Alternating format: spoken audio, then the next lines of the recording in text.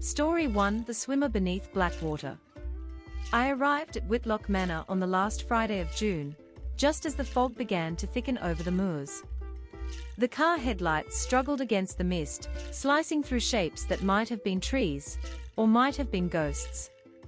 The driver, a quiet man from town, refused to speak once we crossed the iron gates. He let me out near the old stone steps and muttered a half-whispered, "Good luck, sir," before reversing down the road and vanishing into the pale blur. The manor loomed at the edge of Blackwater Lake, a vast, motionless sheet of dark glass. It had belonged to my family for 4 centuries, and yet it always looked like it was trying to sink back into the ground. My father's letters had been brief. The caretaker left. House needs tending. Mind the east wing, the humidity is rising again. Inside, the air smelled of wood rot and rain. Furniture was shrouded under dust covers like corpses wrapped for burial. I lit the wall sconces one by one, watching shadows stretch and breathe, as if waking from hibernation. It was quiet, the kind of silence that carries memory, not peace. I unpacked in my childhood room overlooking the lake. The wallpaper had peeled into curls like ancient parchment, and the window frames were swollen from damp. Still, there was comfort in its decay. Oxford had been noisy, filled with clever people who pretended not to be lonely. Here, at least, loneliness was honest. At dusk, I stood by the balcony with a glass of scotch. Across the water, something moved, a soft ripple, then another, slow and deliberate, like a swimmer's arms breaking the surface. I squinted, but the fog closed in too thickly to see. Probably an otter, or a trick of the wind. That night, the manor creaked in its old language. I heard dripping in the walls, wind through keyholes, and once, faintly, a voice. It came from the lakeside, a lilting hum, too melodic to be the wind. A man's voice, or perhaps a woman's, singing something in an old Yorkshire tune. "I see you, little lord. I see you by the shore." It was sung slowly, as if from underwater. I froze at the window. The fog glowed faintly under moonlight, and for a moment, I saw movement again, a shape gliding just beneath the surface, creating concentric ripples that reached all the way to the pier. I slept little after that. The next morning, I told myself I'd imagined it. The fog does strange things on the moors, it bends sound, doubles it, twists it. My father used to tell me that, on still nights, the lake repeated voices like a mirror repeats faces. After breakfast, I went down to the boathouse. The dock planks were slick with algae, the rowboat tied loose, rocking gently. Something glinted between the reeds, a bit of chain or wire. When I pulled at it, the end came loose and fell back into the water with a hollow splash. It must have been an old anchor line. That evening, just after 9, the singing began again. Closer this time. The same verse, the same rhythm, but clearer, like someone standing knee-deep near the reeds. "I see you, little lord, come swim with me once more." The sound came from the middle of the lake. I went out with a flashlight. The beam cut through fog like a blade, catching fragments of insects, mist, and, briefly, a pale oval shape that could have been a face. I blinked, and it was gone. By midnight, I'd convinced myself I was overtired. I turned in, leaving the lamp on, though the electricity flickered as if the house disapproved. At 2:43 a.m., I woke to a drip. Then another. I thought it was rain until I saw the wet trail across the carpet, from the window to the bedpost. I followed it with the light. Each mark was a footprint, bare, narrow, and facing inward, as if someone had stood watching me sleep. The footprints stopped at the foot of the bed. Outside, through the open curtains, the fog pressed against the glass like a living thing.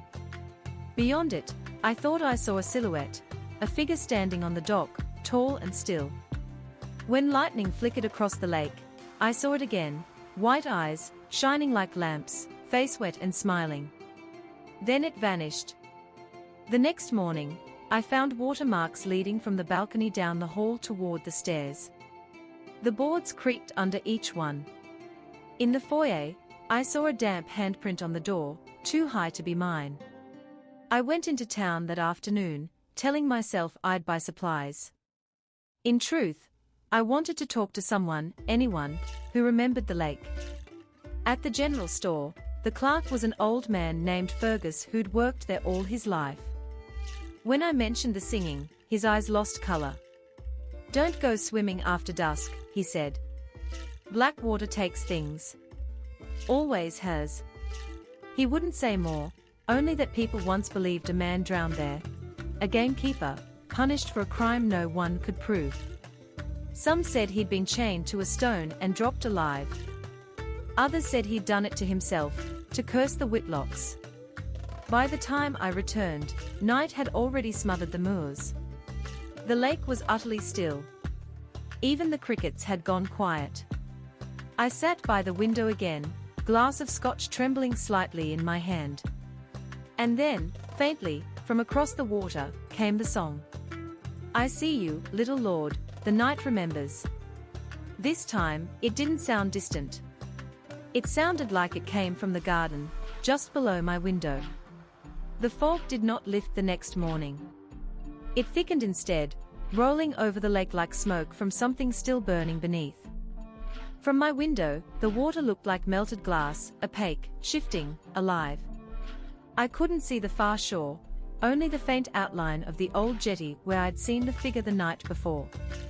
By midday, the silence had begun to feel personal, like the house itself was holding its breath. The clocks had stopped. The air inside smelled faintly of salt, though the nearest sea was miles away. I tried to distract myself. I spent hours in the library, leafing through books that hadn't been touched since my grandfather's time, journals filled with notes about land ownership, weather patterns, and one small, folded map marked Lake Perimeter, 1872. Someone had drawn a red circle near the northern edge, a small inlet called the Drowning Hollow. Next to it, written in a different hand, was a single line. "Do not anchor here. The current doesn't forget." I closed the map and felt the paper tremble slightly in my hand. My reflection in the library window seemed off. For a moment, it lingered half a second too long after I moved. By evening, the light outside had turned the color of bruised steel. I decided to walk down to the dock, not to prove anything, just to feel something other than dread. The path was slick with moss and rain. Reeds whispered against each other in the wind like voices conspiring. As I neared the lake, I noticed the water level seemed higher than yesterday, lapping against the lowest planks. A trail of something darker, rust, perhaps blood, stained one of the support posts.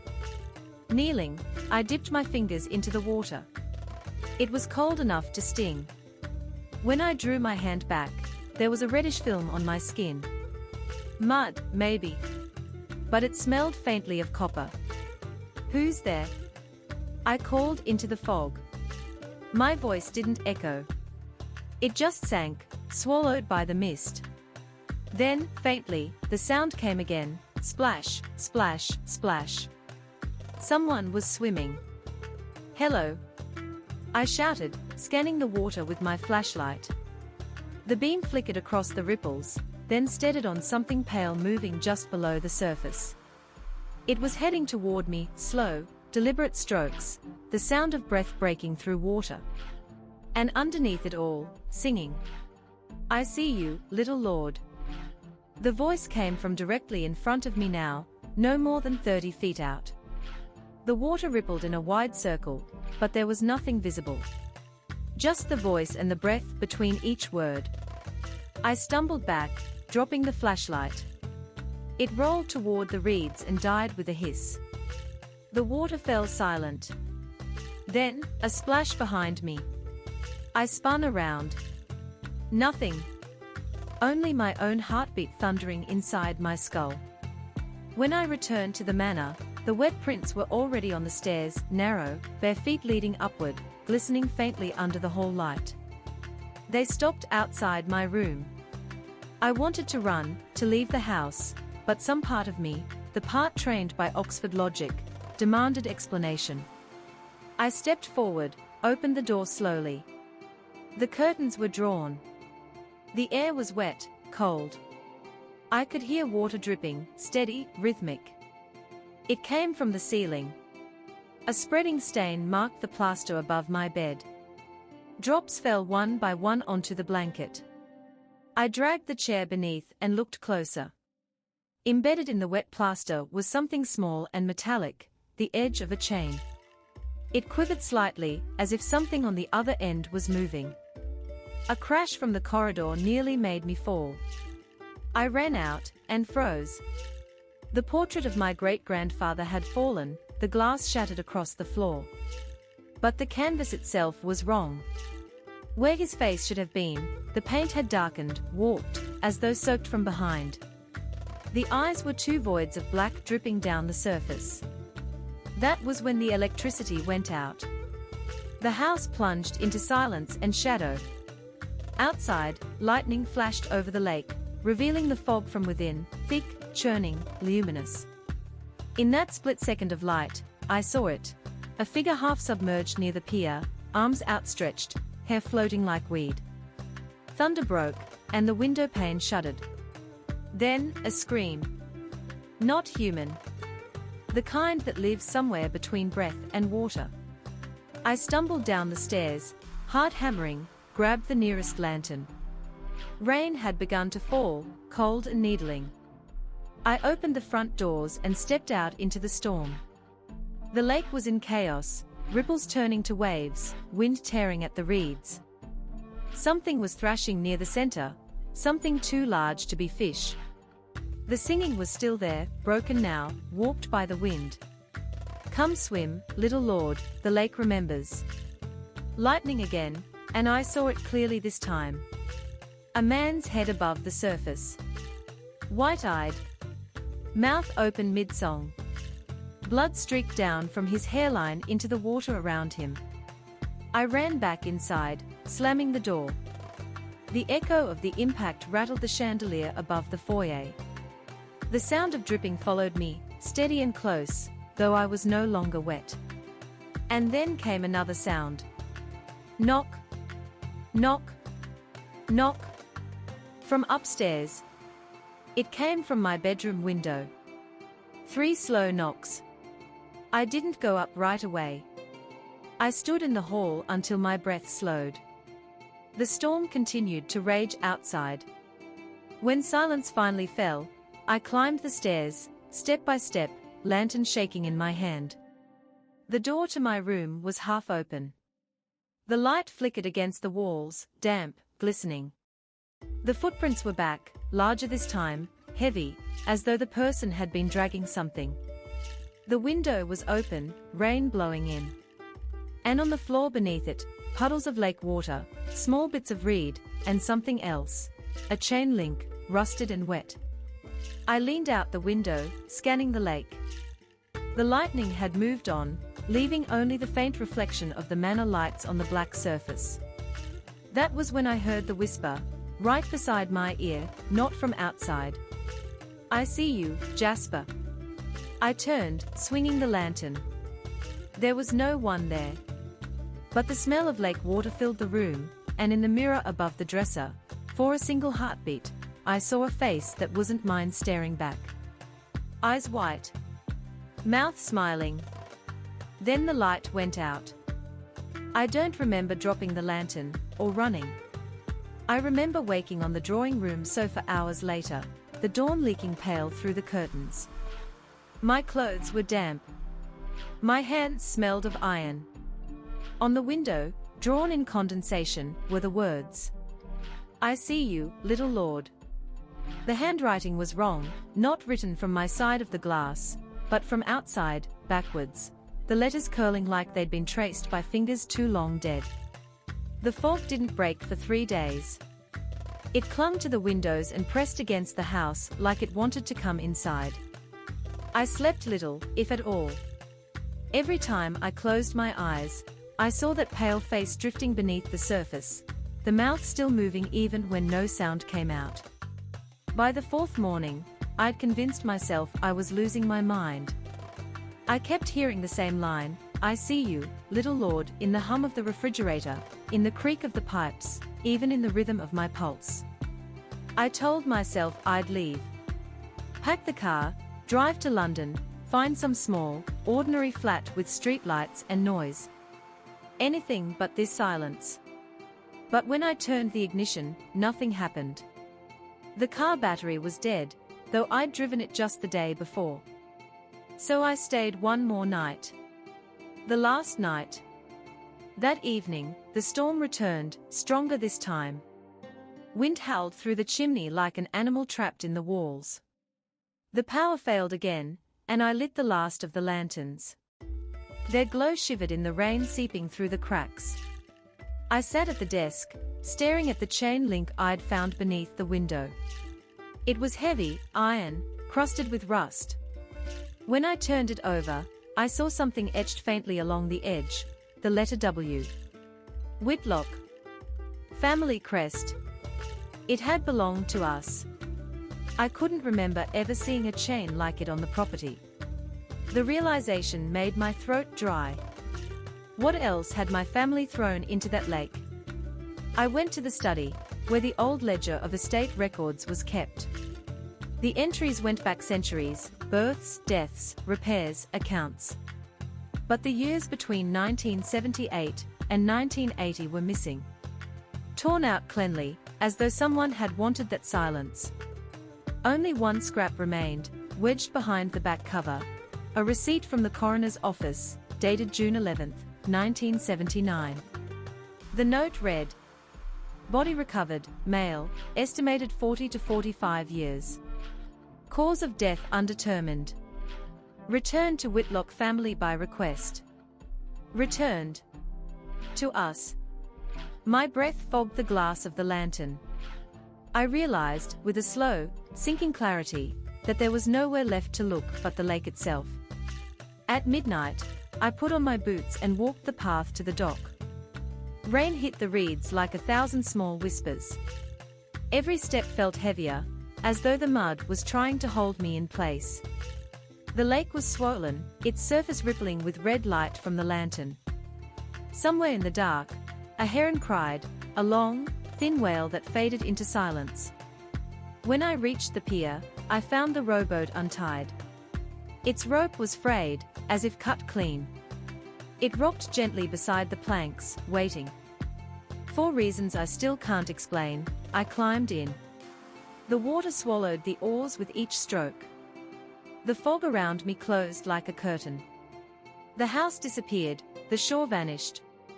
Only the sound of the oars, steady and hollow, and the occasional drip of condensation falling from my hair into the black surface below.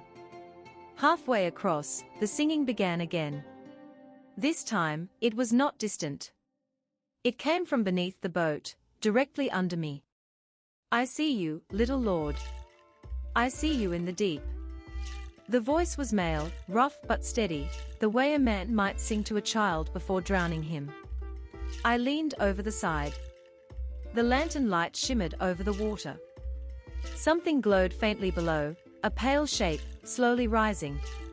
My reflection trembled above it, overlapping, until I could no longer tell which was mine. And then, the surface broke. A hand. Pale, swollen, dripping. It gripped the edge of the boat. I recoiled, hitting the opposite side. The boat tilted, water spilling in. The hand slipped away, but the singing didn't stop. It came up through the wood, vibrating through the soles of my feet. "You called me home, you brought me light." The boat rocked violently. I grabbed the oars, tried to row back, but something pulled from below, something heavy, hooked to the hull. The chain. I saw it coil up from the dark, wrapping the oar, slick with weeds. Then the face rose from the water. White eyes. Open mouth. The same as before, but this time, it was close enough to touch. The skin was waxy, the lips pale blue, yet the mouth still formed the words without sound. And behind that blank expression, I saw something worse, recognition. It knew me. Lightning cracked across the sky. For an instant, I saw the outline of the chain around its neck, thick iron links, identical to the one I had found in my room. The end trailed down into darkness, coiled around something unseen. The boat lurched. The chain yanked hard, and the lantern fell into the water, extinguishing everything in one hiss. Darkness. Only rain. Breath. The faint sound of water filling the hull. Then, silence. I woke to voices and flashing lights. 2 constables were hauling me out of the shallows, their faces blurred by the fog. Behind them, a police van's headlights cut through the mist. One of them was shouting, "He's alive. Get the blankets." They asked what had happened. I couldn't answer. My throat felt raw, lungs burning with lake water. They said a local fisherman had seen the glow of a lantern on the lake, then a capsized boat. They'd come to look, and found me drifting near the reeds. As they loaded me into the ambulance, I turned my head toward the water. The surface was still again. Smooth. Empty. I stayed in hospital overnight. They said I was lucky. Early hypothermia, minor bruising, exhaustion. But that morning, something changed. One of the officers came in, holding a clipboard. His expression was pale. "Mr. Whitlock," he said, "while they were recovering the boat, the divers found something else." He paused, searching for the right words. "They found a body." I stared. "A body?" "Yes, sir. Male. Adult. Approximately 40. Chained to the lake bed. Looks to have been there for decades." He hesitated, then added, "Here's the strange part. The mouth was open. Like it was singing." He left before I could reply. I didn't sleep again that night. Every time I closed my eyes, I saw the face rise from the dark. The hand gripping the boat. The eyes white, not blind, but watching. They drained part of the lake 2 weeks later. Officially, they said it was to assist with recovery efforts. Unofficially, I think they wanted to know how many more secrets were buried there. The papers called it the Blackwater Mystery. A few local reporters came, snapping photos of me at the gate like I was some tragic heir haunted by his own estate. In the end, the coroner's report confirmed what I already suspected. The man had been dead for roughly 20 years. The cause of death, drowning, complicated by trauma and restraints. His wrists were raw, as if he'd struggled even after the chains sank. They never identified him. But I did. Because 2 nights after the divers left, I went back to the dock alone. The fog had lifted. The moon was full. And there, lying in the shallow mud beside the boathouse, was something glinting under the light. A signet ring. My family crest, a silver W engraved into the blackened surface. I picked it up, wiped the mud away, and froze.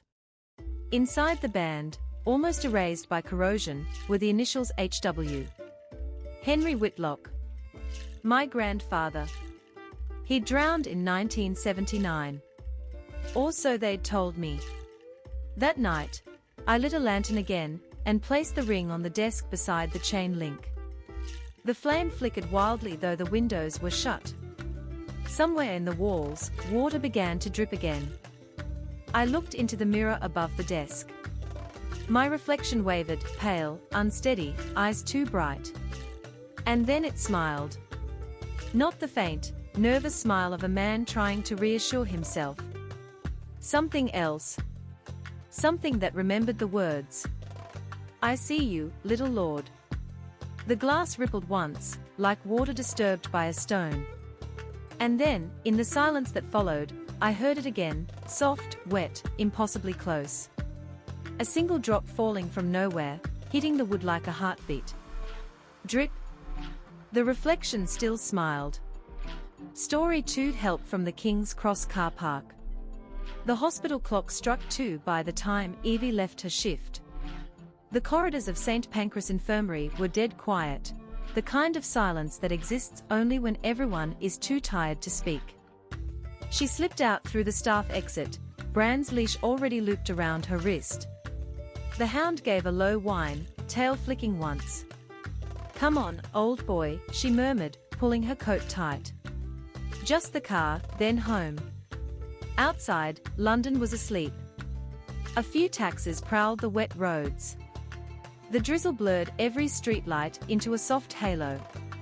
She crossed toward the underground car park entrance beside King's Cross Station, a concrete ramp leading down into echoing dark.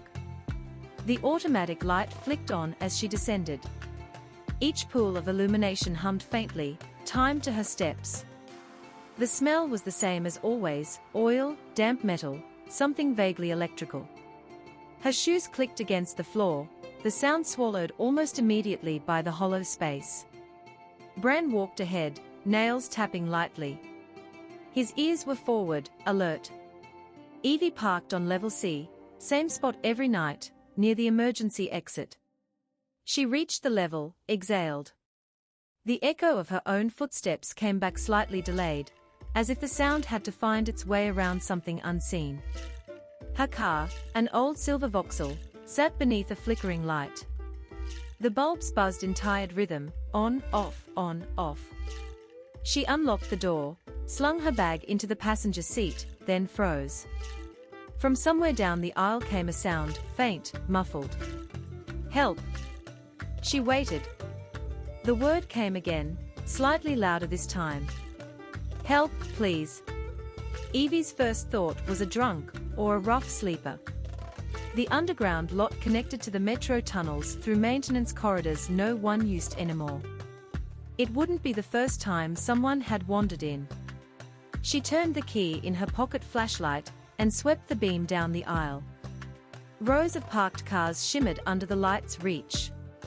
The sound stopped. "Hello," she called, voice bouncing back hollow. "Is someone hurt?" Silence. Bran growled softly, a deep rumble that started in his chest. The fur along his spine rose in a slow wave. Evie's heart began to race. "It's okay," she whispered, mostly to herself. "Probably just." Then it came again. Louder now. Closer.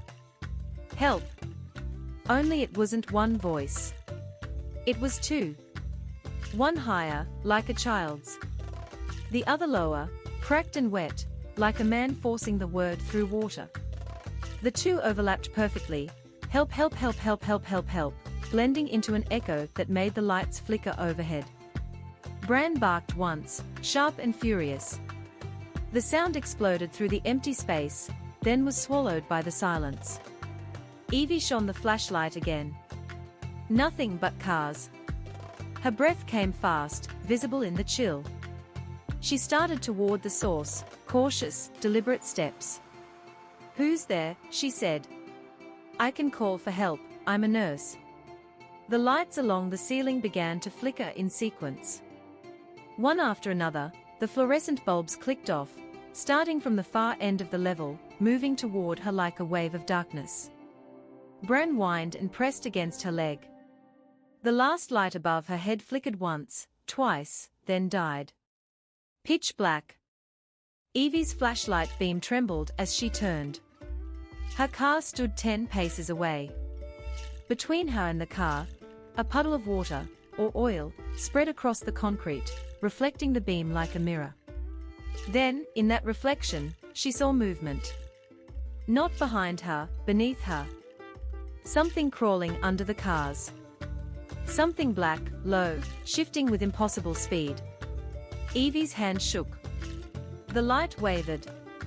"Hello," she whispered. No answer. Only the sound of Bran's breathing, harsh and quick. Then, suddenly, all the car lights flashed at once, headlights, brake lights, dashboard indicators, flaring red and white across the darkness, blinking in unison. A pattern. HELP. 7 blinks. Pause. 7 again. Evie dropped her keys. The flashlight clattered to the ground and spun wildly, the beam slicing across the ceiling. For half a second, she saw it, a shape hanging from the concrete above, like a shadow peeling itself from the surface. No face. No feet. Long arms dragging as if swimming through air. Bran lunged forward, barking savagely, teeth bared. His barking turned to snarling, then to silence, cut off like someone had pressed mute. Evie turned the light down. The leash lay on the ground, still taut, pulled under a nearby sedan. Bran? She dropped to her knees, reaching under the car. Her fingers touched fur, wet, trembling. He was still there. But his body was rigid, frozen in place. A sound rose from under the car. Not a growl. A whisper. Help. It came from Bran's direction. But the voice wasn't his. Evie scrambled backward, nearly falling. The whisper turned into a chorus now, dozens of voices repeating that single word, overlapping until it became a rhythmic chant. The air thickened. Her ears rang. And then the lights came back on, all at once, bright and blinding. Silence. Bran stood a few feet away, unharmed, staring at the far wall. The leash trailed loose behind him. His tail was stiff, his ears flat. Evie rose slowly. Her pulse hammered in her neck. "Come here, boy," she whispered. "We are leaving." He didn't move. His gaze remained fixed on the concrete wall ahead, a blank section stained with damp. Evie followed his stare. For a moment, she saw nothing. Then, as the overhead lights flickered, she saw letters forming in the condensation, drawn from the inside of the wall, as if someone trapped within was writing back. HELP.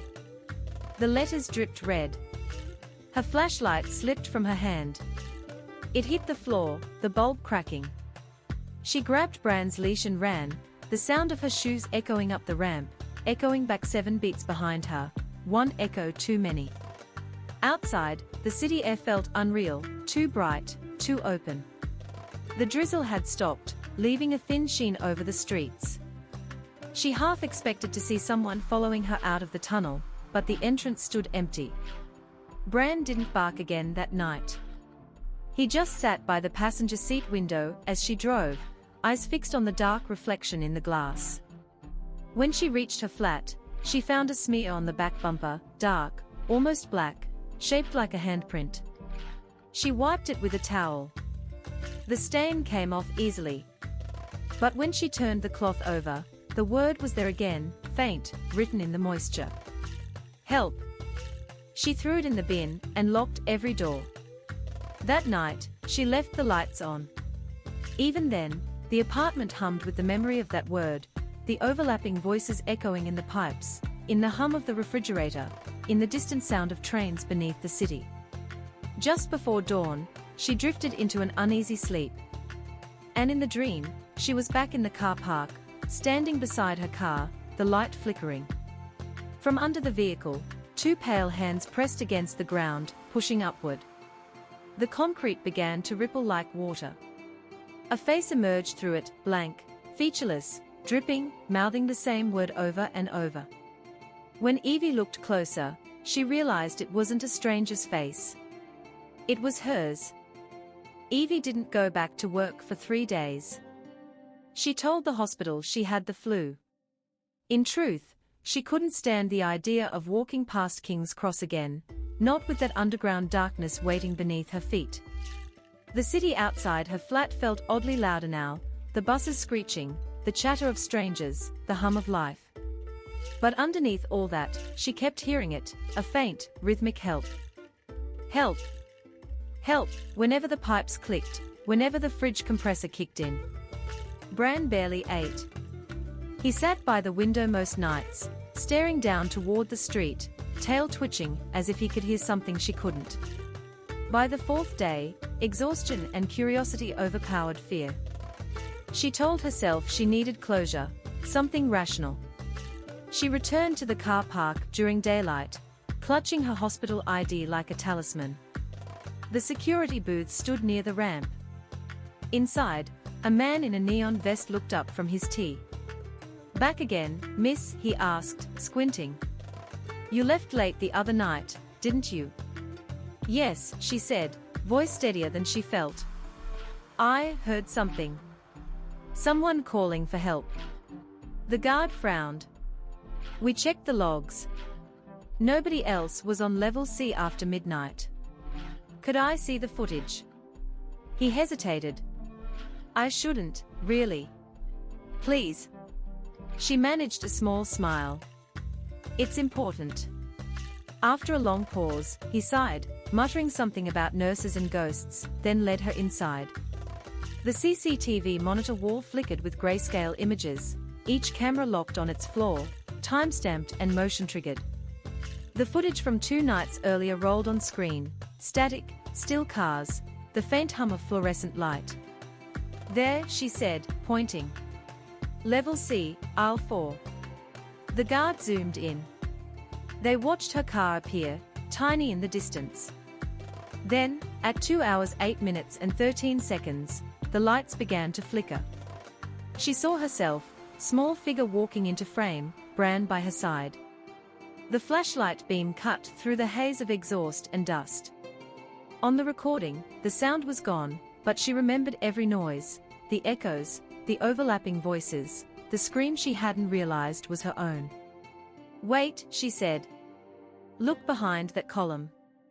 The guard leaned forward. The image shook slightly, grainy. Something moved between the parked cars, low to the ground, like a shadow crawling on hands and knees. It slipped across the concrete, fast and soundless. Its shape bent wrong, limbs jointed at impossible angles. "There," she whispered. The guard turned pale. "What the hell is that?" The figure crawled under one of the cars, vanishing from view.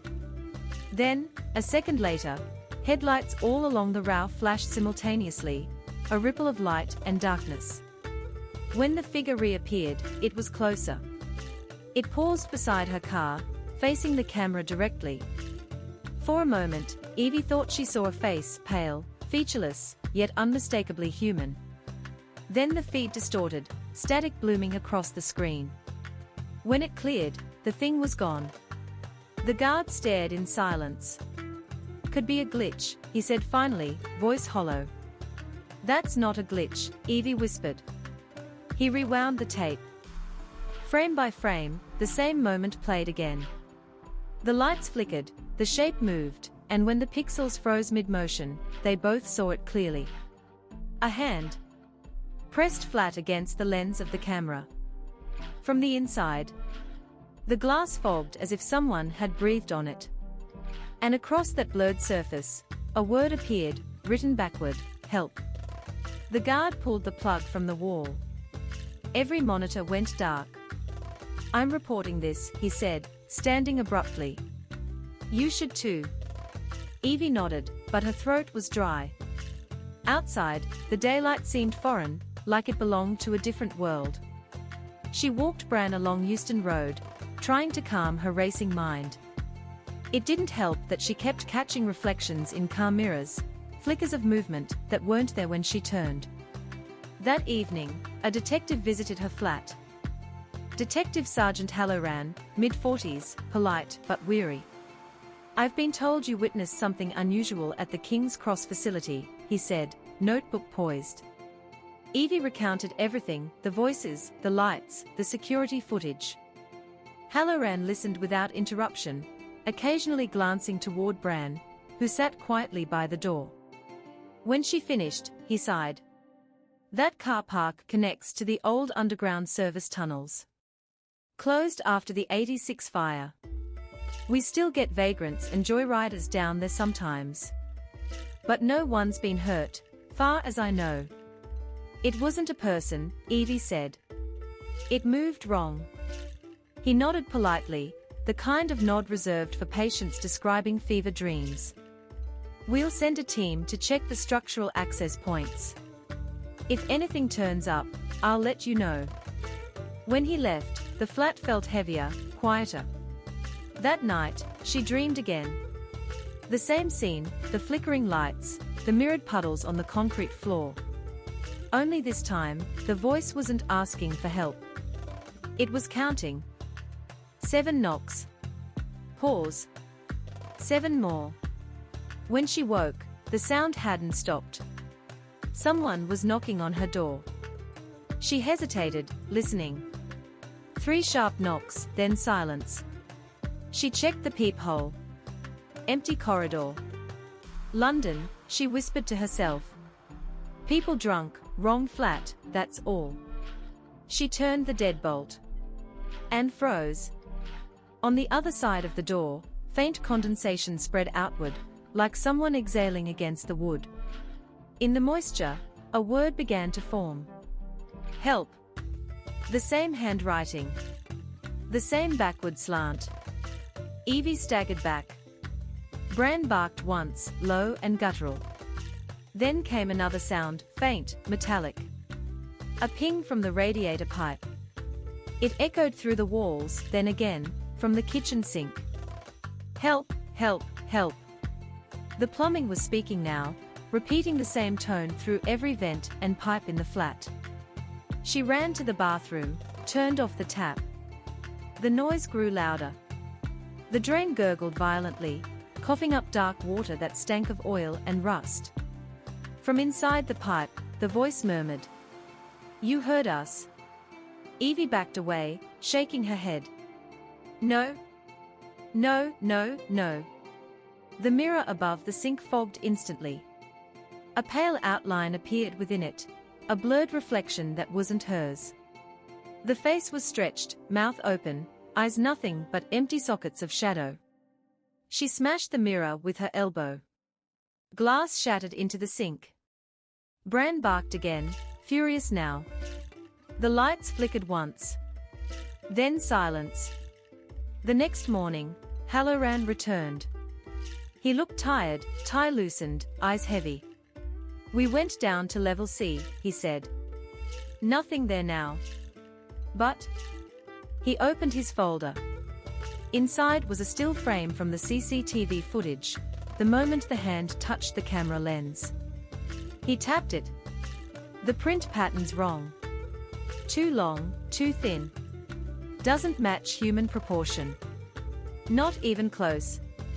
Evie swallowed hard. So you believe me? Halloran didn't answer. There's something else, he said. We found writing under the paint near the north stairwell. Looks like old graffiti. He handed her a photograph. In faded red spray paint were the words. Do not call for help. It hears. Evie stayed silent, staring at the photo. The detective shifted awkwardly. If I were you, he said, I'd avoid that car park for a while. We're sealing it off for maintenance. He left soon after. That night, she couldn't bring herself to turn off the lights. The television stayed on mute, showing static snow. Bran slept fitfully by the couch, paws twitching. At 2:14 a.m., the static on the TV began to shift. Lines rippled across the screen like the surface of a disturbed pond. Evie sat up. From within the static, a shape took form, the outline of a parking garage, distorted but unmistakable. Headlights flashed in rhythm. 7 times. Then, through the white noise, came a voice. Help! It wasn't echoing now. It was speaking directly to her, each syllable clear through the buzz. You called. Now it knows your name. The screen went black. A single word appeared in bright white text before it faded to static again. Evie. London never really sleeps, it just lowers its heartbeat.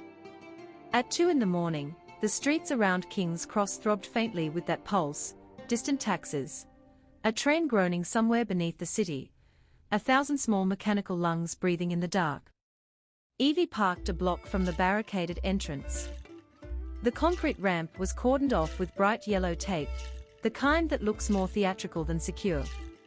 A sign read maintenance in progress, no entry, but the padlock hung loose, the metal clasp cut.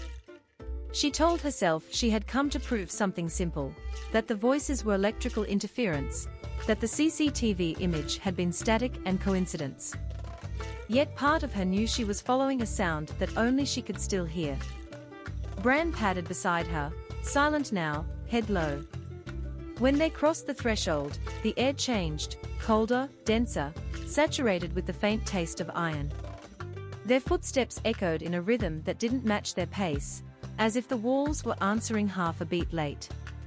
The emergency lights were on a power loop, glowing amber every 10 seconds, then dimming again. Between those pulses of illumination, the space turned absolute black. Evie counted her steps aloud. 1, 2. A second voice, hers, but delayed, murmured 3, 4, back from the dark. She froze. The echo continued the count to 7 before falling silent. The sound of dripping water replaced it, steady, meditative. Somewhere deeper inside the structure, something mechanical hummed once, then faded, like a breath drawn too deeply to exhale. They reached level C. The air smelled of wet dust. The cars that had once filled the level were gone, leaving rectangular shadows on the floor where tires had stood for years. In the center of the space, a single vehicle remained, a grey unmarked saloon. Hallorans. Rain had gathered on its roof, though there was no rain here. Evie touched the bonnet, cold, slick. The windows were fogged from the inside. She wiped a small circle clear with her sleeve. The interior light flicked on by itself. No one sat in the driver's seat, yet the ignition key hung there, gently swaying, as if someone had just released it. She backed away. Bran gave a low whine, his reflection rippling faintly in the wet concrete. Then the overhead lights brightened for one long, unbroken moment. In that sudden glow, the far wall of the car park looked wrong, not solid, but liquid, as though the concrete were remembering how to flow. Shadows moved within it, silhouettes of commuters, children, men in uniforms, all walking through one another in slow repetition, a tide of lost film projected on stone. Evie whispered, "They are echoes." The moment she spoke, all the figures turned toward her at once. Light failed. Darkness closed like a door. Bran barked once, sharp and terrified, then fell silent again. Evie knelt, hand searching until she found his fur. He trembled violently but stayed close. From ahead came a faint vibration, the buzz of a monitor. She followed it, palms sliding along the wall for balance. The texture changed under her fingers, from rough concrete to smooth glass. A single CCTV screen glowed in the dark, powered by some private circuit. Its grainy feed showed the exact corridor she was standing in, from a camera angle high above. She could see herself on the screen. Tiny figure, flashlight beam trembling. Then a second figure appeared behind her reflection, a tall shape, indistinct, standing where no one stood in real life. Her breath caught. She spun around. Nothing there. On the monitor, the shadow leaned closer to her on-screen self, its face almost touching the camera lens. The glass of the screen fogged from inside, letters forming in condensation, slow, deliberate. HELP. Evie reached forward. Her fingertips met cold static. The letters dissolved. The voice that followed was no longer a plea, it was a statement, patient and precise, led from dozens of overlapping tones. "You came back." The sound filled the space without volume, pressing gently against the skin rather than the ear. Evie whispered, "What are you?" The pause that followed stretched until she could hear her own heartbeat again. Then the reply, softer. "We are what you call for." Behind her, the lights flickered. In that pulse of brightness, the word help appeared again on the floor, spelled out in faintly glowing moisture, the letters evaporating even as she watched. Bran tugged her sleeve, desperate to leave. She turned, stumbling toward the ramp, her footsteps echoing in impossible ways, sometimes ahead of her, sometimes behind.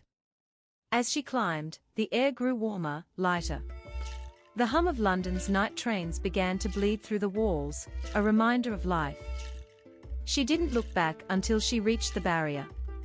At the threshold, she hesitated. The car park below was dim again, almost peaceful.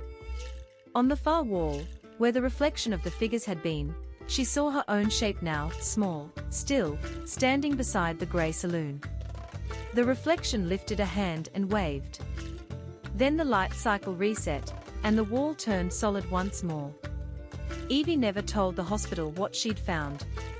She moved flats, took a different shift at a smaller clinic near Camden. Bran recovered, though he never liked underground spaces again. Weeks passed without incident, until one foggy morning she rode the early train to work. Across the aisle, a service announcement flickered on the overhead screen. For a second, the text glitched, letters scrambling before resolving again. Please stand clear of the platform edge. Help is on the way. The phrase stayed frozen, pulsing faintly. Evie stared, heart tightening. No one else reacted. Passengers kept reading newspapers, scrolling phones. Then, in the reflection of the train window, she saw a second line appear beneath the announcement, written backward, visible only in the glass. We hear you. When she blinked, it was gone. The train entered the tunnel, and all she could see was her own face in the dark window, led over the rushing lights behind her. A double image, one of them smiling faintly, the other not at all. Story 3: The Wall That Opens into the Forest. Ashford Hall rose out of the trees like a forgotten fortress, its towers veined with ivy, its windows the color of old coins.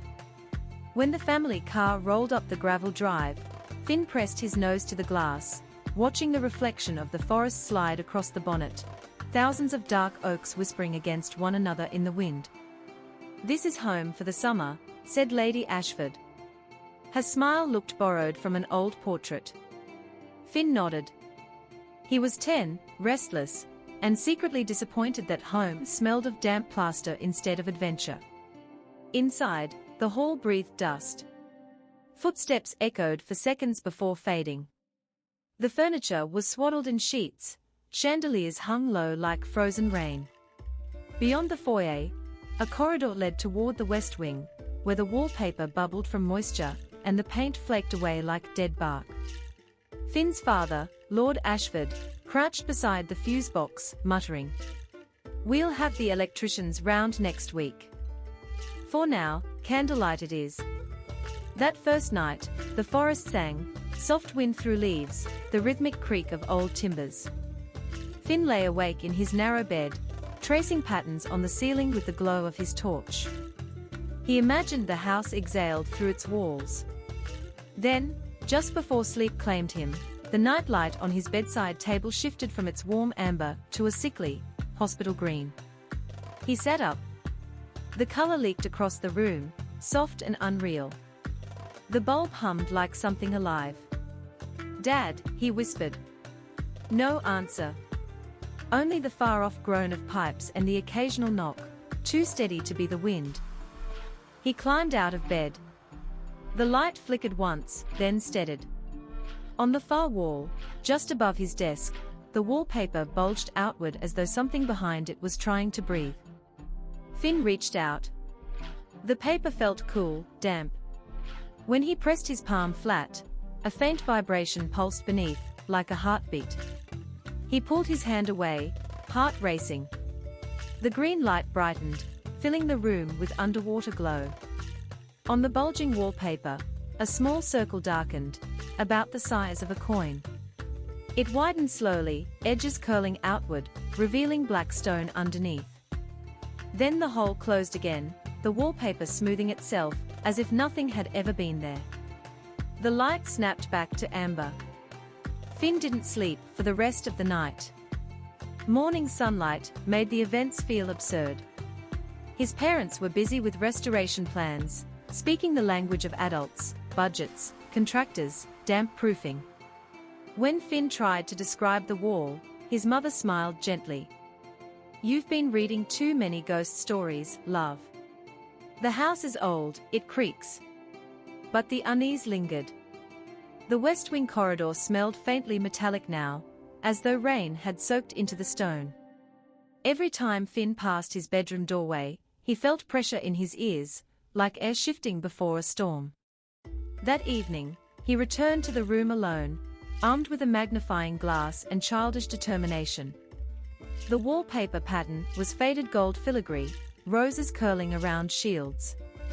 In the exact spot where the bulge had appeared, one rose looked wrong, the ink smeared darker, almost wet. He leaned close. Something gleamed behind the thin layer of paper, a reflection of his torchlight, greenish and deep. He pressed again. The paper gave way beneath his finger, a soft indentation like clay. He smelled earth, cold, old, and strangely sweet. The feeling wasn't fear anymore, it was fascination. He peeled back a corner of wallpaper. Behind it, stone blocks sat tight together, centuries of dust in their seams. He tapped. The wall gave a hollow note. "There's space behind," he whispered. That night, the green light returned at exactly 2:11 a.m. It seeped from the same corner, brighter than before, casting ribs of shadow across the ceiling. This time he didn't call for his father. He got up and stood close to the wall. The glow pulsed faintly from within, bleeding through the cracks between stones. He pressed his ear to it. A sound waited there, soft scratching, deliberate. Then a whisper.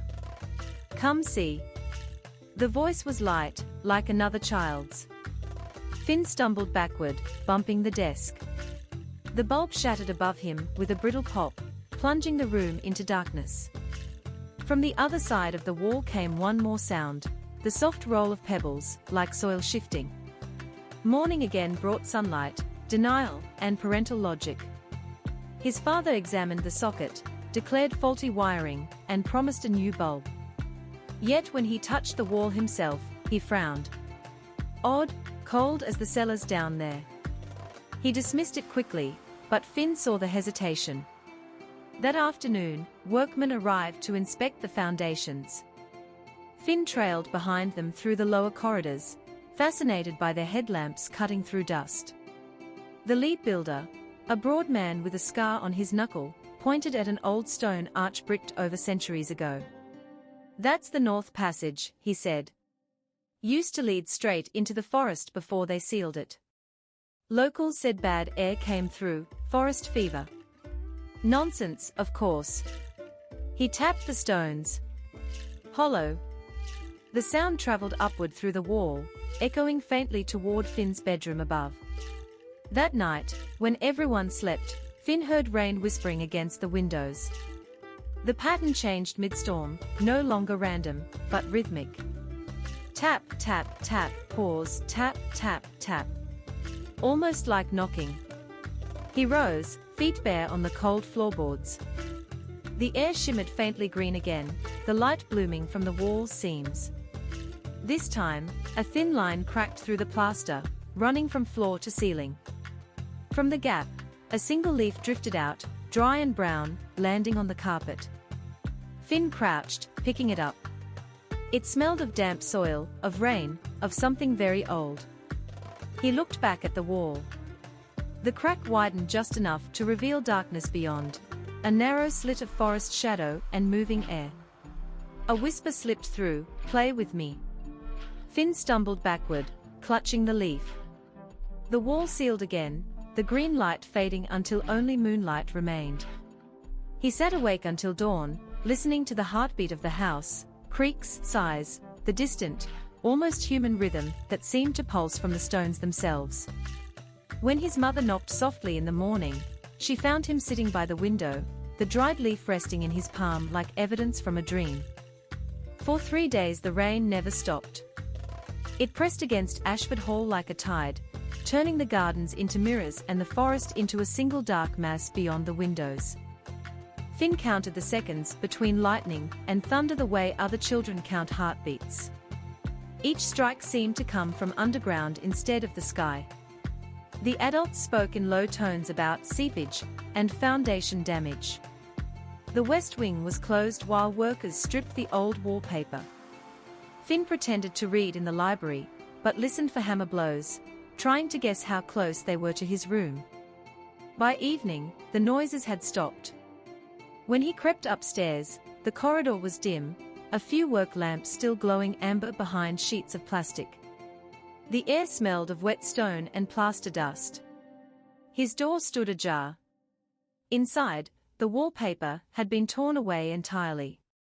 The wall that had once been hidden beneath roses was now bare stone, marked by a single rectangular hollow about shoulder height. The hollow looked deliberate, edges chiseled smooth, depth fading into shadow. A thin draft sighed through it, cool as the inside of a cave.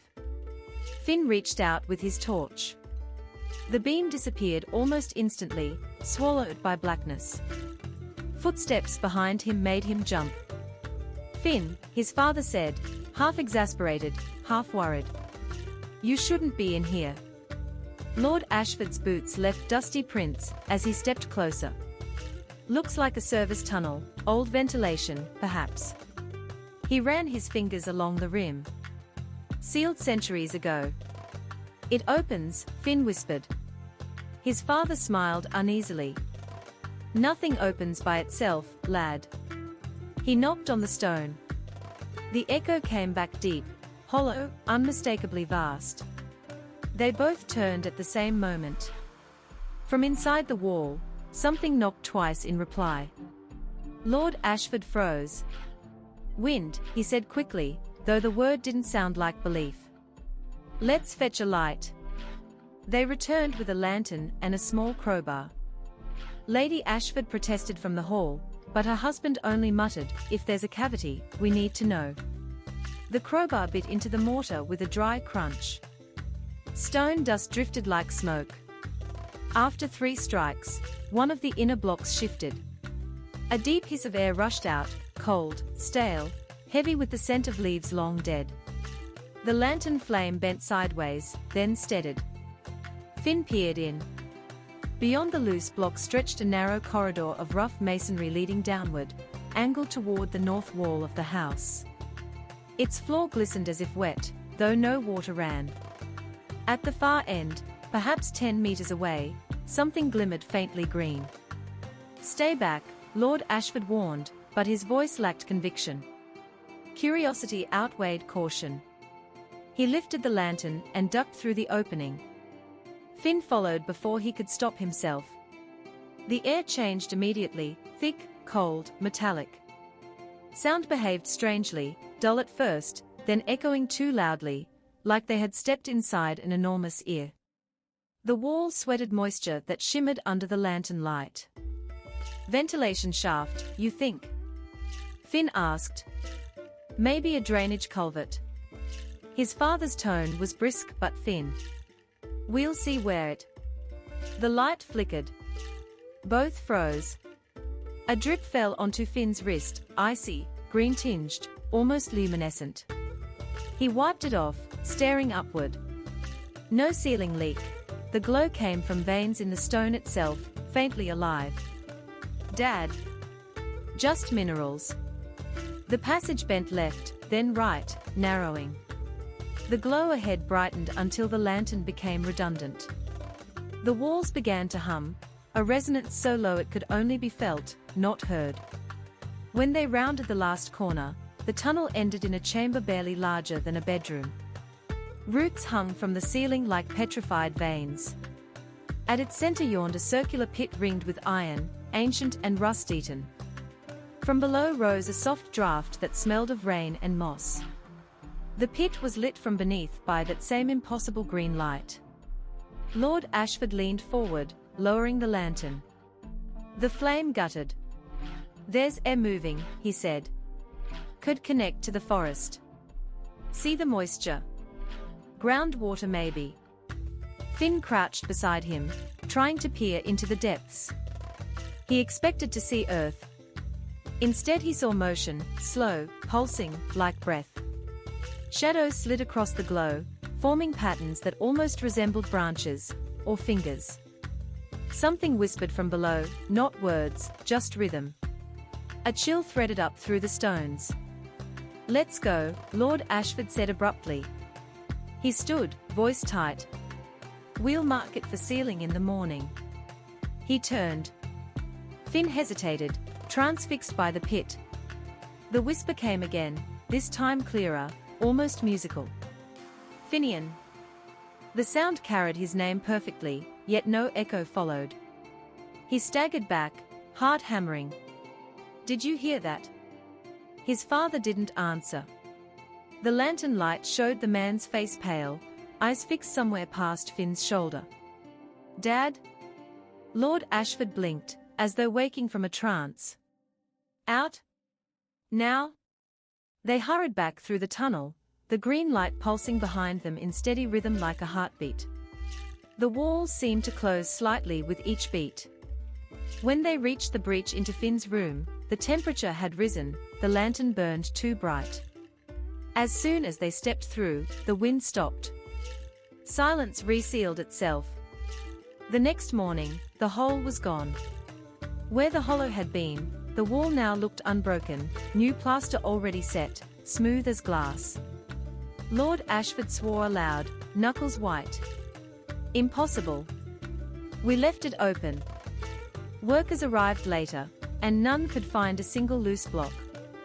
The foreman tapped the wall, declared it solid. "Old houses play tricks on the eyes," he said. "Moisture expands stone overnight. You'd be surprised." Lady Ashford insisted they all move into the east wing, until proper renovations begin. She laughed too loudly when she said it. That night, Finn lay awake in a borrowed room facing the courtyard. Rain tapped steadily on the window. For a while he thought he was safe. Then he noticed the air vent above the wardrobe exhaling a faint green glow. A whisper drifted out, soft, patient. "Still here?" He sat up, trembling. The vent was too small for anything living. Yet the light inside it flickered like breath. Bran, their old retriever, growled from the hall, nails clicking on stone. A moment later, the lights in the corridor flicked off one by one, each extinguishing with a sound like a sigh. Finn climbed from bed and pressed his ear to the vent. The whisper turned to a rustle, like wind through leaves. Then something answered his breath, with a perfect imitation. When he inhaled, the vent exhaled. When he exhaled, it inhaled.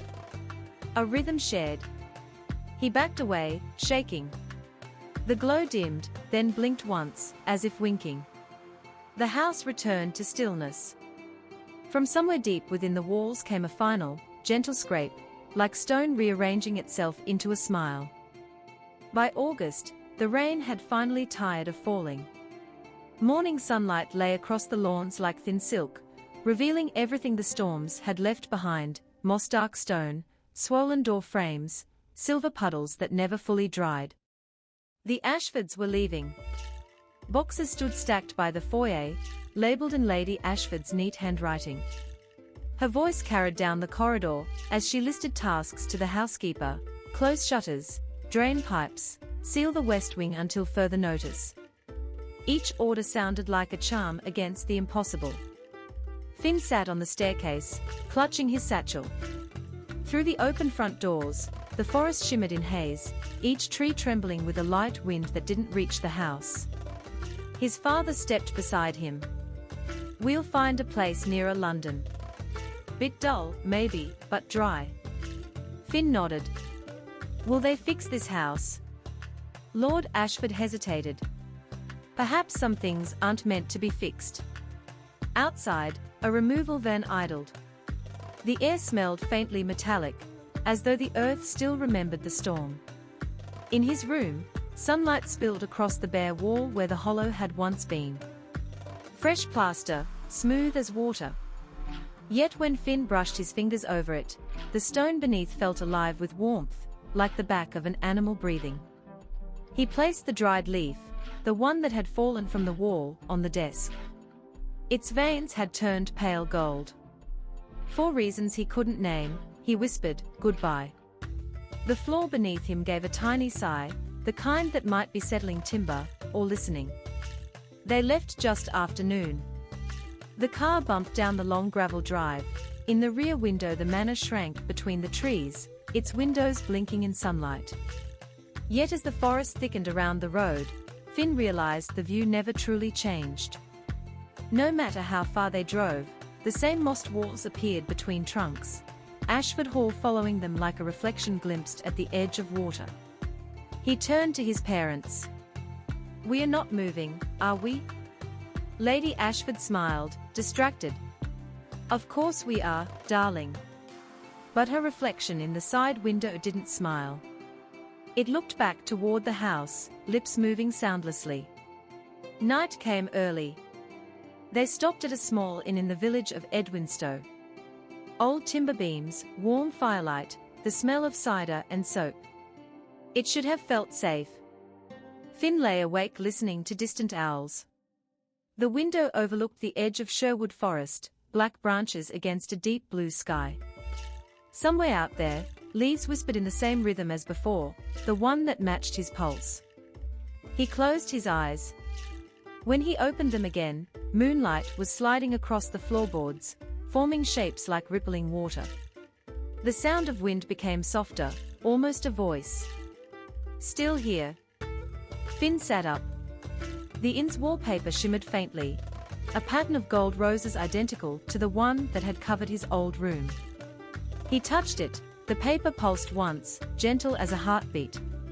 Then the roses faded back into ordinary floral print. The next morning, they drove on toward the motorway. Fields gave way to low hills, then to flat country under wide sky. By mid-afternoon, Finn noticed the sunlight thinning again, the color drifting from gold to a muted green. "Dad," he said quietly, "the light looks wrong." Lord Ashford checked the mirrors. The road behind them was empty, and then it wasn't. A line of trees appeared where there should have been hedges, tall and ancient, their bark black as ink. Branches leaned over the asphalt, knitting together above the car until the sky vanished. Lady Ashford reached for the radio. Static whispered, a faint rhythm of breath. Finn pressed his palm to the window. The glass felt damp. Outside, mist rolled between the trunks, hiding the world beyond the headlights. Then, through the fog, he saw a familiar shape, the iron-ringed pit, its green light breathing faintly beneath the trees. "Stop the car," he whispered. The vehicle slowed of its own accord.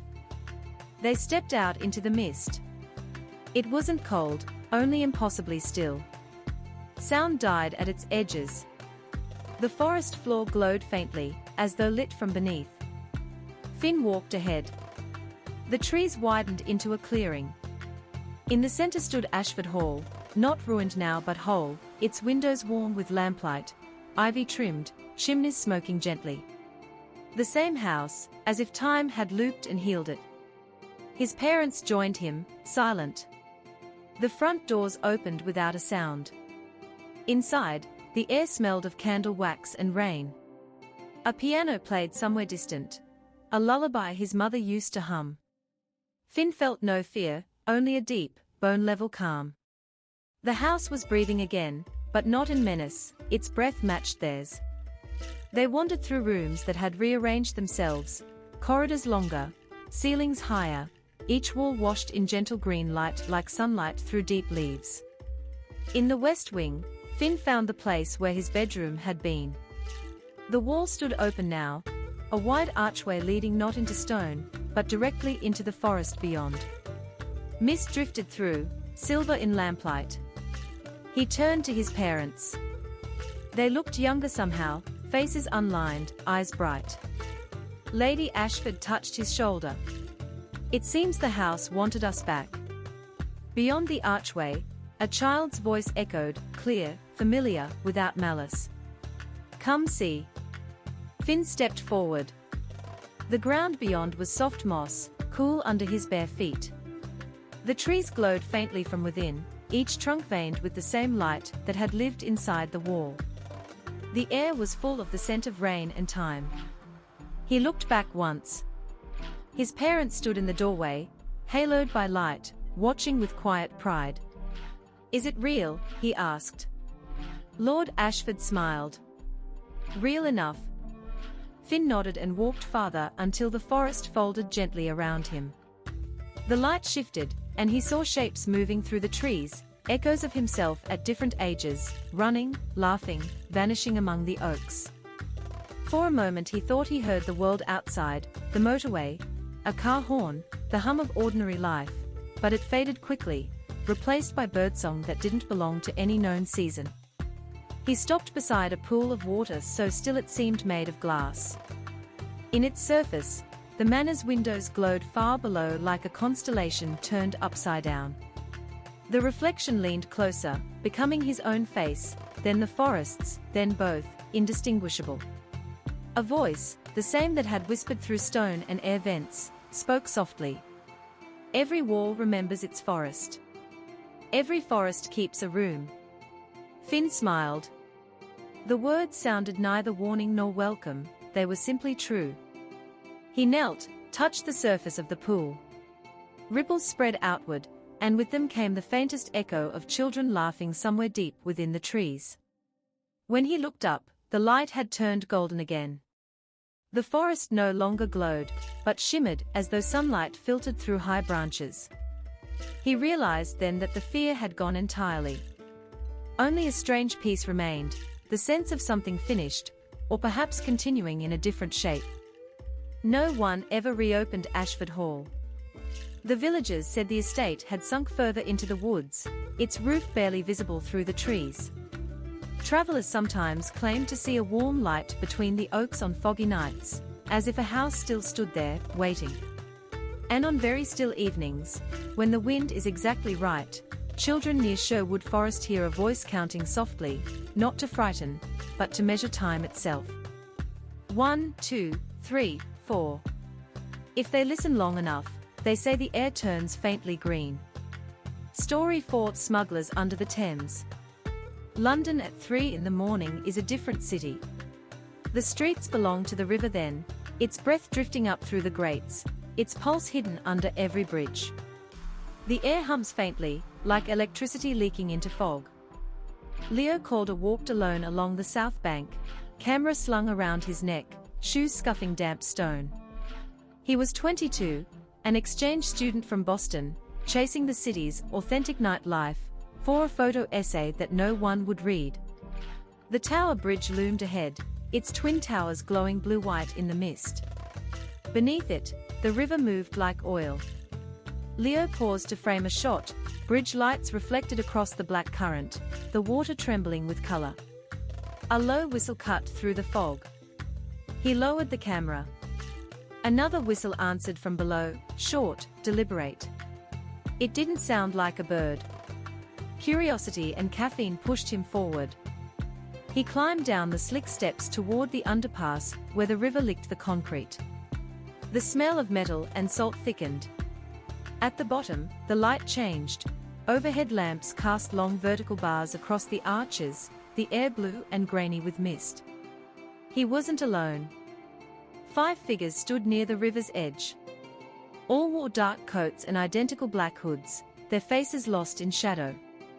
A 6th man waited further out on a rusted platform, jutting into the Thames, holding a silver case. The scene was almost theatrical, soundless except for the river. Leo's instinct said turn back. Instead he lifted his camera, thinking maybe he could catch something raw for his project. The shutter clicked softly. The man on the platform turned his head. Leo froze. The hooded figures looked up in perfect unison, 5 sets of unseen eyes catching the faint glimmer of streetlight. For a heartbeat, no one moved. Then one of them raised a hand, not a threat, a gesture of invitation. Leo hesitated. Sorry, wrong place, he called. His voice came out thin, swallowed by fog. The nearest figure stepped forward, shoes silent on the wet concrete. You saw, a voice said, calm, almost polite.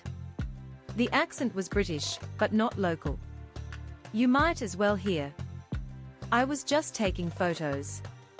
Then you'll take one more. The man reached into his coat and tossed something that clattered near Leo's feet. A small disposable camera, the cheap kind sold in tourist kiosks. Go on, the voice said. Take the picture. Leo looked down at the camera, then back at the group. Behind them, the sixth man opened the silver case. A faint blue light glowed inside. Of what? Leo asked. Of truth, the man said. Another whistle sounded, this one lower, and somewhere in the dark beneath the bridge an echo answered, metal striking stone. Leo's stomach tightened. He began backing up the steps, slowly, carefully. I'll delete the photo. I didn't see anything. No one followed. He turned the corner and climbed fast until he reached the upper walkway. Traffic was minimal, just a single cab crossing the bridge, tires hissing on wet asphalt. When he looked back down, the space beneath was empty. No figures. No light. Only the disposable camera remained on the steps, catching a glint of sodium orange.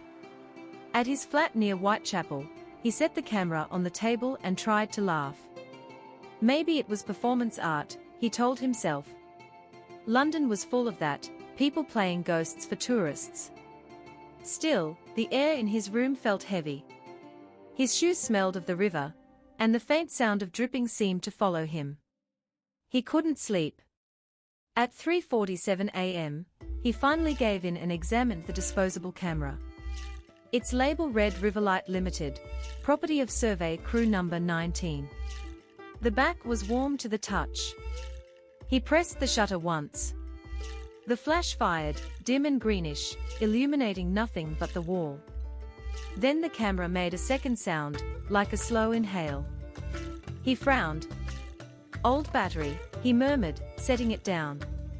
But when he turned away, the camera clicked again on its own. A new photo ejected from the bottom, instant film style, though the camera wasn't supposed to do that. The image developed in faint tones of grey and green. At first it looked blank. Then shapes emerged, the underside of the bridge, the 5 figures standing in fog. He leaned closer. In the far background, a 6th figure appeared, his own outline, camera raised, frozen mid-shot. He turned the print over. On the white border, a message had appeared in faint, water-dark letters. Come back. You are already part of it. The next evening he returned. He told himself it was to prove it fake, to photograph the same spot and see it empty. The air smelled of rain and rust. Thames water slapped the pillars softly, like breathing. He descended the same stone steps, pausing at every echo. The disposable camera hung around his neck now, heavier than it should have been. At the bottom, the fog pressed close. The underpass looked deserted, but the light felt wrong, too green, too alive. He called out once. Hello. His voice bounced between the arches, came back slower. Hello. A ripple crossed the water. He aimed his real camera toward it. The viewfinder flickered, static crawling across the display. Then the device shut off entirely, as if the battery had been drained in a breath. The disposable camera clicked by itself again. A single flash cut through the fog. For half a second, he saw movement near the far column, 5 figures, still as statues. Then darkness.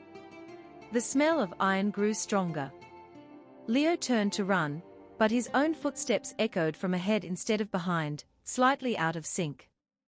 When he stopped, the echo stopped a beat later. He stood there, trembling, listening. Somewhere beyond the fog, a quiet, reasonable voice said, "Don't be afraid. We need witnesses." Then the river surged once, and the sound of water against the walls formed words without language, just rhythm, syllables of breath and tide. The disposable camera warmed against his chest. He raised it. Through the viewfinder, the fog shifted, revealing a circle of faint light beneath the bridge, like a tunnel opening in the water. For a heartbeat, he thought he saw faces moving beneath the surface, eyes open, serene. Then the camera clicked on its own again. Flash. Silence. When the afterimage cleared, the underpass was empty once more. He stood alone, dripping, heart hammering. The camera felt colder now. He looked down. Water was spreading across the floor, but it wasn't rising from the river. It was seeping from the cracks between stones, glowing faintly from within. He whispered, "What do you want?" A voice, impossibly close, answered, "To be seen." Then the glow faded, and the normal night returned, fog, river, and distant traffic. Leo climbed the steps in silence, the disposable camera swinging against his chest, still warm. Back in his flat, he developed the new photo. This time, the image showed the underpass empty. No smugglers. No fog. Just the black surface of the Thames and, reflected in it, 6 points of light in a perfect circle, each one shaped like a human face, watching upward through the water. Beneath them, faint writing curved along the bottom edge of the print. "You took the picture. Now we exist." For 2 days, Leo didn't leave the flat. He told his friends he was editing photos, but his laptop sat untouched. Every few hours he caught himself glancing toward the disposable camera on the desk, expecting it to move. It never did, yet somehow, each time he looked, it was angled slightly differently toward the window, as if watching the weather. Outside, London simmered in low drizzle. The Thames ran thick and slow, bloated with tide. From his window he could see its color change, green at dawn, brown by noon, silver at night. Sometimes, just before the hour, it reflected nothing at all. That was when he heard them. Not words exactly, more the pattern of speech in moving water. It came through the pipes, the sink, the radiator. A pulse between heartbeats, half breath, half current. "See us?" He unplugged the radio. The whisper persisted. When he tried to sleep, flashes drifted behind his eyelids, arches, fog, and the 6 lights on the river floor glowing like lanterns beneath glass. By the 3rd night, fatigue blurred the edges of everything. He dreamed of walking along the riverbank, camera heavy in his hands. In the dream he wasn't taking pictures. He was being photographed, each flash a small theft of breath. He woke to the sound of his printer running. A single sheet slid out, damp as if freshly developed film. It was blank at first, then an image began to surface, grainy grey, water texture, faint shapes of arches. It was the underpass again. But this time the perspective was reversed, as though the picture had been taken from beneath the surface looking up. Through the rippling layer of water he could see the arches above, and himself standing on the steps, camera lifted. His hand trembled. The printer whirred again, printing a second photo unprompted, then a third. Each one closer. Each from beneath. He unplugged the machine, heart racing. The smell of river silt filled the air. When he touched the first print, the paper felt cold, pulsing slightly, like breathing skin. At dawn, he went to a cafe by the embankment, trying to pretend the world was ordinary. People queued for coffee, phones glowing in their hands. The smell of espresso almost grounded him. Then his reflection in the cafe window blinked half a second late. He jerked back, spilling his drink. No one else noticed. The reflection looked normal now, except for a faint shimmer behind the glass, like water moving against the wrong side of the mirror. The barista asked if he was okay. He nodded, voice caught somewhere between apology and disbelief. Outside, the river waited, gleaming dully in morning light. The current ran faster than it should have, twisting in slow spirals that looked too deliberate. That evening he met his classmate, Kara, at a pub near the university. He didn't want to sound mad, so he told it like an art experiment gone wrong. "Maybe the camera's rigged," she said. "Could be an installation thing, found art, you know. Some group trying to freak people out." "I thought that too," Leo said. "But the photos, they know me. They keep changing. I'm not touching them." Kara studied him over her glass. "Then maybe stop feeding it." He laughed weakly. "You make it sound alive."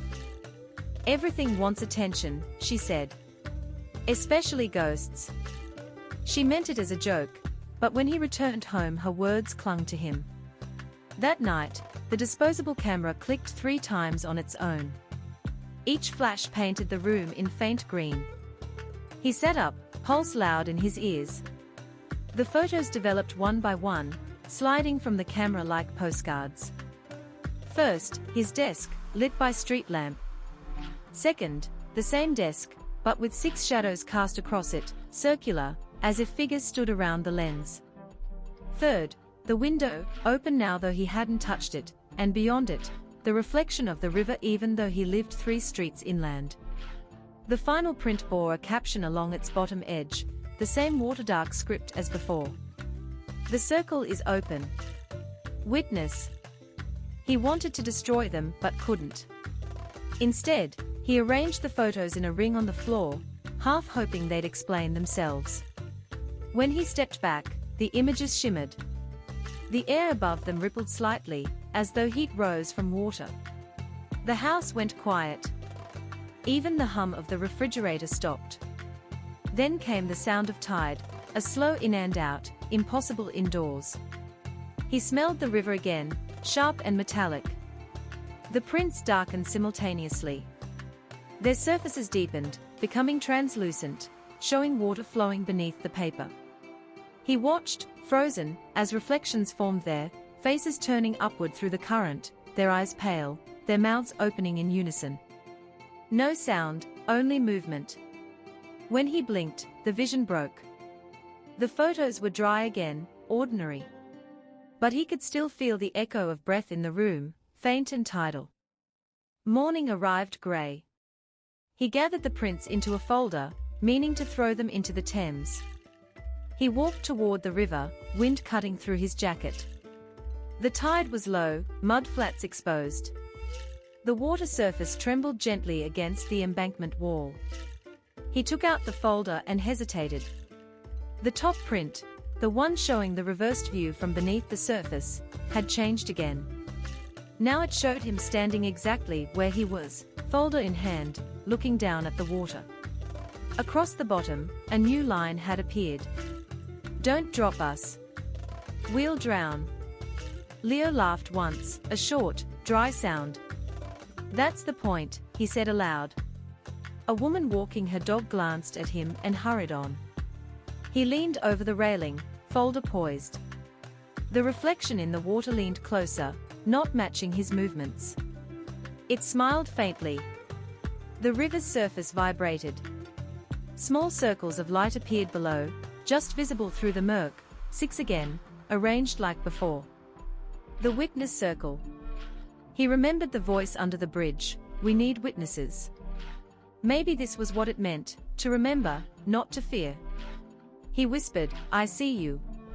For a heartbeat, the reflection's smile softened, almost grateful. Then the circles dimmed. The water stilled.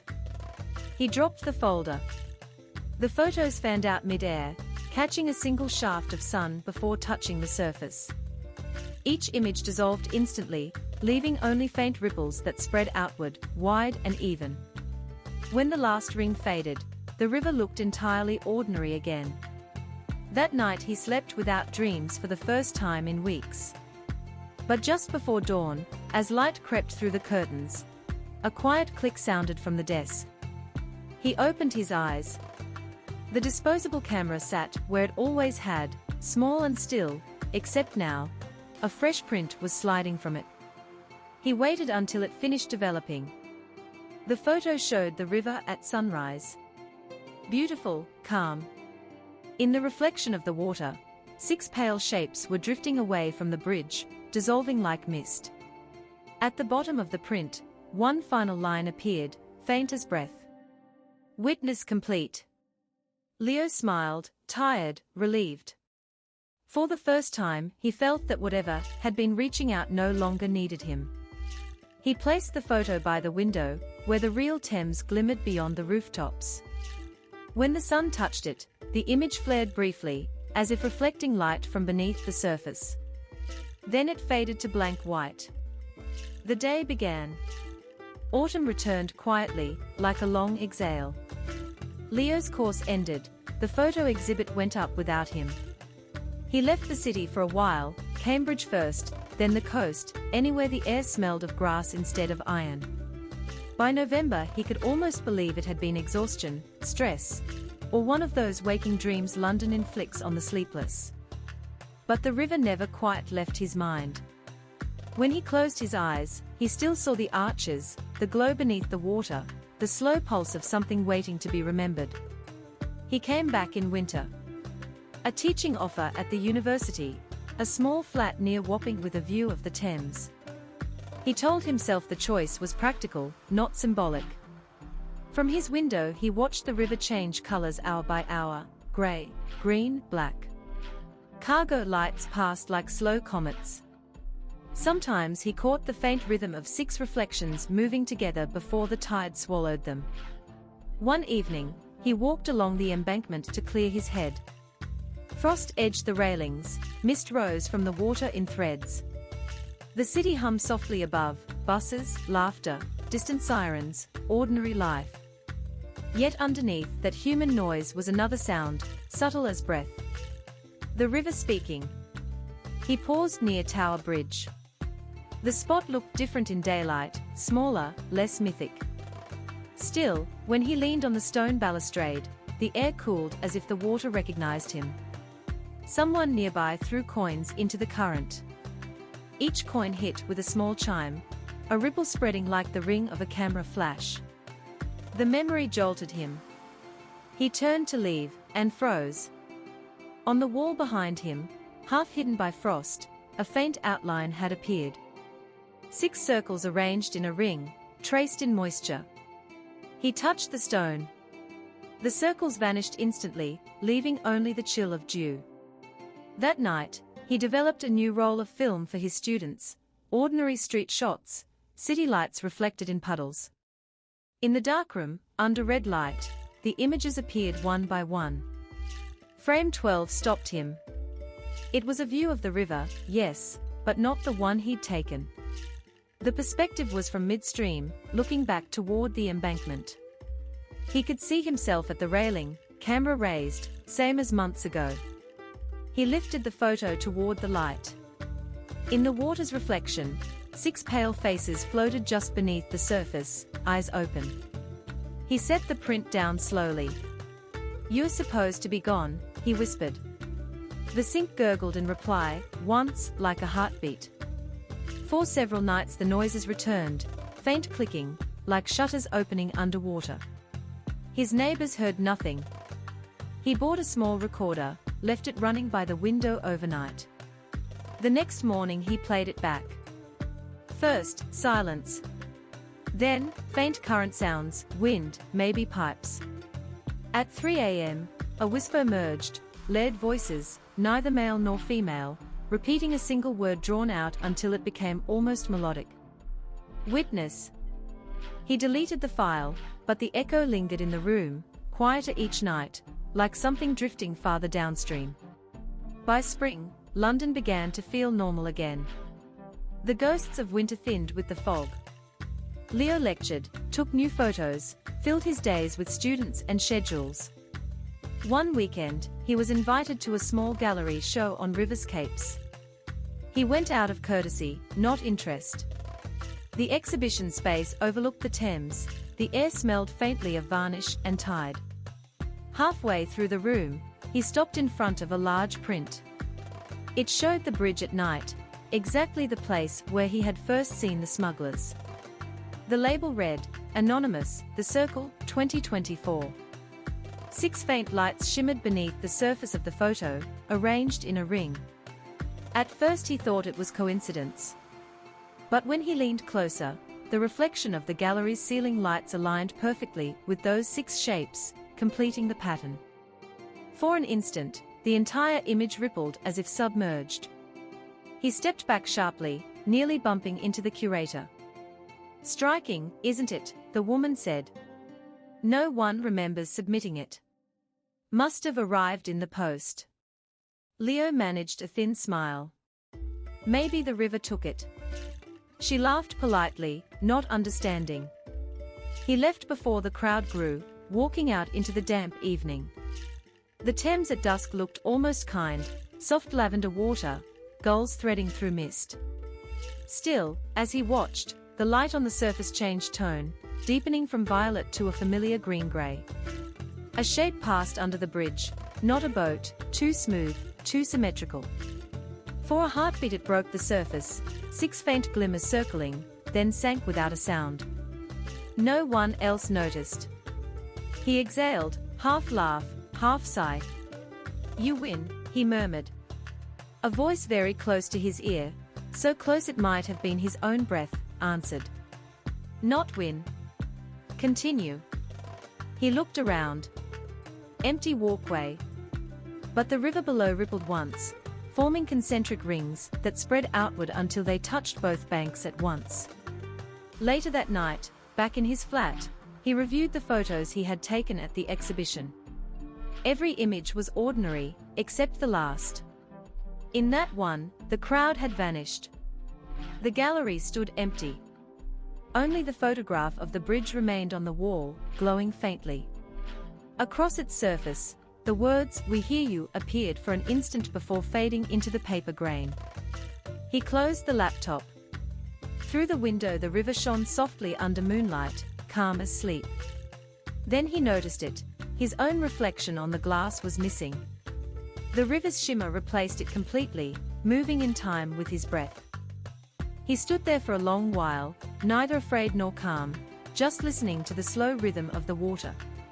It sounded like someone taking pictures, one heartbeat at a time.